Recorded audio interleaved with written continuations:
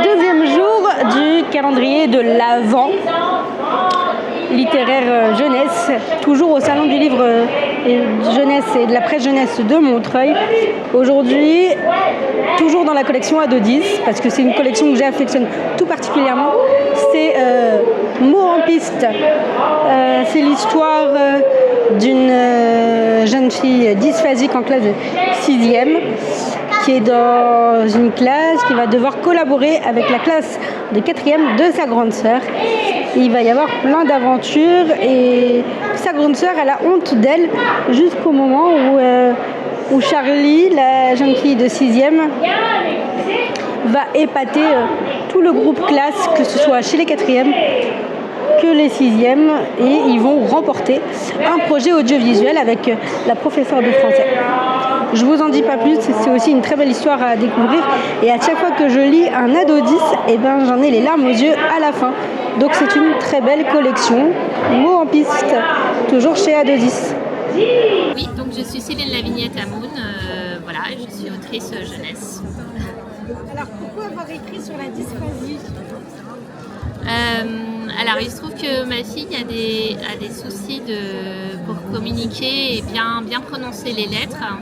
Donc quand elle était petite, on ne savait pas quel était son problème exactement. Donc je me suis pas mal renseignée et je suis tombée sur la dysphasie. Donc je me suis documentée et c'est de là qu'est venu mon désir de créer une histoire autour de ce trouble.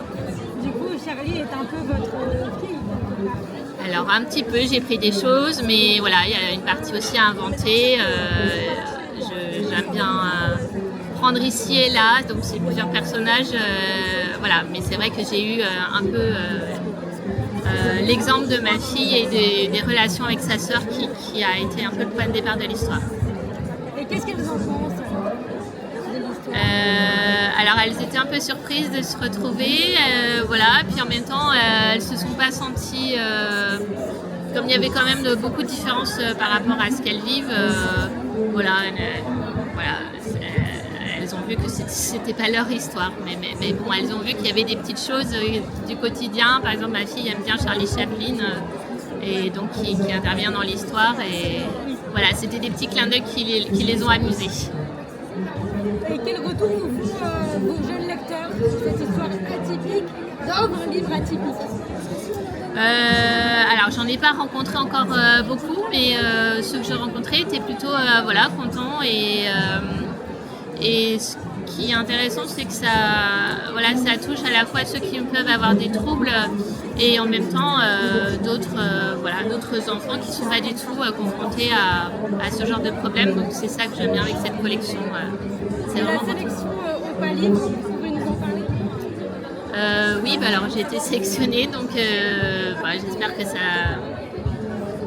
ira. Voilà, rien d'autre à... Vous avez découvert les éditions Tom Cruise comment ? Par hasard en fait. Je sais plus très bien, c'était sur internet et j'étais tout de suite séduite par la collection qui me semblait vraiment nouvelle, parce qu'il y a beaucoup de romans pour les dyslexiques, pour les petits lecteurs, enfin pour les primaires, et il y avait il n'y a pas grand chose pour les adolescents, donc c'est ça qui m'a vraiment séduite. Merci beaucoup. Merci.